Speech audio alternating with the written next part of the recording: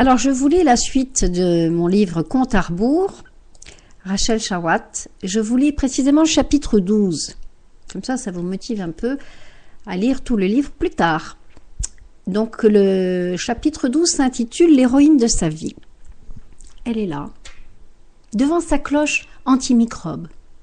De petite taille, tout en elle semble fragile, de longs cheveux d'ébène, un large sourire, des yeux noisettes bien dessinés, surlignés d'un trait de crayon noir foncé. Lui aussi. Une bouche bien rose, légèrement rehaussée par cet effet presque transparent de son rouge à lèvres. Elle lui sourit légèrement, dérangée par la scène. Steven, allongé, relié par des tuyaux, lève les yeux vers le ciel. Habité par la douleur, il aperçoit. Elle semble venue d'un autre monde, une princesse des temps modernes. Son port de tête altier en donne l'impression. Son cou est en effet longiligne, il revêt un bijou très ajusté qui le rehausse encore davantage. Son regard est vif, et ses petites joues charnues montrent qu'elle est restée jeune, qu'elle aime la vie et qu'elle la croque. Oh, combien ces petites joues pommelées vous invitent à croquer. Elle est menue. Et tout en sa silhouette apparaît frêle, son geste est lent, mesuré, son visage si vrai. Toutes les émotions transparaissent, quand bien même le plastique les sépare. Oh, elle est si belle, si jeune, tout au plus 35 ans, non, elle n'a pas d'âge. Steven distingue même la boule dans sa gorge qui l'a fait souffrir.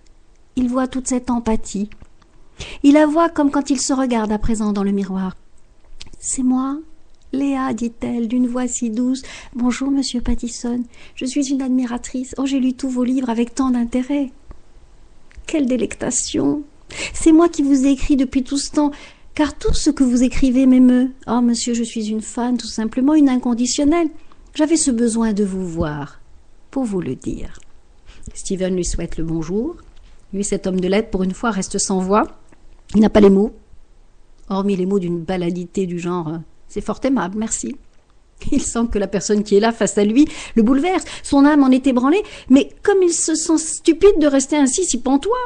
« Je vous fais un autographe, madame ?»« Avec plaisir, conclut-il, gêné par cette rencontre foudroyante. « Appelez-moi Léa, monsieur Pattison. »« Avec joie, Léa, monsieur Steven. » Et c'est ainsi que se conclut cette première visite.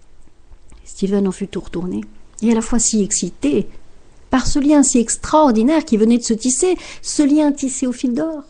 Très vite, il s'empara de son outil de travail et compila toute la nuit, telle une couturière qui tient à tout prix à finir son ouvrage. Tous les jours suivants, il écrivit, car ce lien invisible était bien celui-ci. Léa et lui étaient liés depuis si longtemps. Elle, cette lectrice partisane, avait lu un tel survivant, Fragrance de mes origines, Parfum de ma vie, et tous les autres livres qu'il avait inventés. Elle, par conséquent, connaissait l'écrivain, l'homme, mais surtout les tréfonds de son âme.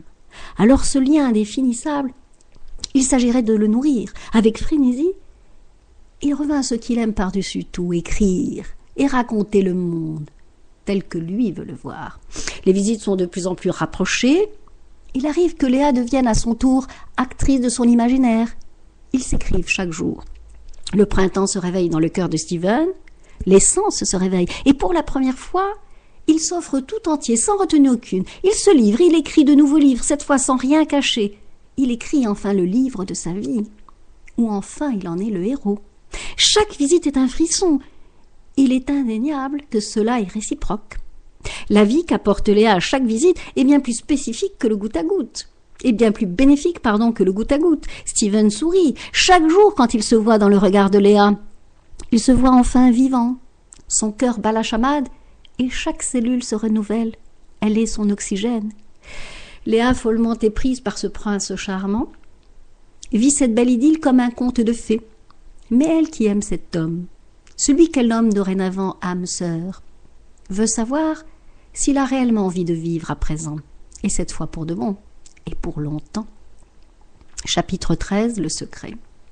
Comme à chaque jour depuis quelques mois, c'est à la même heure que la joie envahit et pénètre la chambre stérile, cette complicité, cet amour, ce bonheur, celui qui lui a tant manqué durant toute sa longue journée.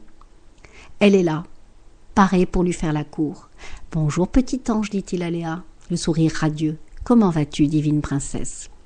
Léa, comme au premier jour de leur rencontre, le scrute, de ce même regard tendre et empli de souffrance. Chaque fin d'après-midi, ils se retrouvent, se racontent leur vie. Elle, cette douce amie, joue du violon et se produit un peu partout lors de ses concerts. Et pour Steven, elle s'est offert ses instants de pause, ce bel arrêt sur image. Depuis ce fameux jour, elle est devenue son infirmière, son amie, sa compagne de vie. Chaque jour à la même heure, elle lui fait part des nouvelles, à savoir ce qui se passe ailleurs, que dans cet endroit où, décidément, il se sent de plus en plus confiné. Elle lui lit des poésies. Il lui est même arrivé de donner un concert privé. Tous les malades de l'étage avaient tant apprécié, c'est certain, Léa est une douce mélodie.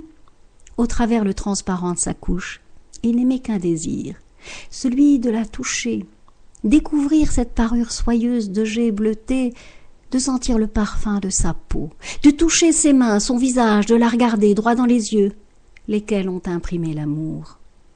Tout est beau dans cette chambre quand elle lui dit bonjour. Françoise le charrie de cette belle romance.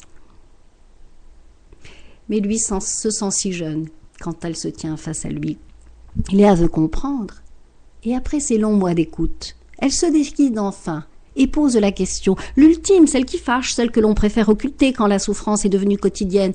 Il y a bien une raison à tout ce mal, dis-moi. Je suis ta confidente à moitié, cette parcelle de toi. Raconte-moi, chérie, ce qui t'ont tant blessé. Steven alors se dénude.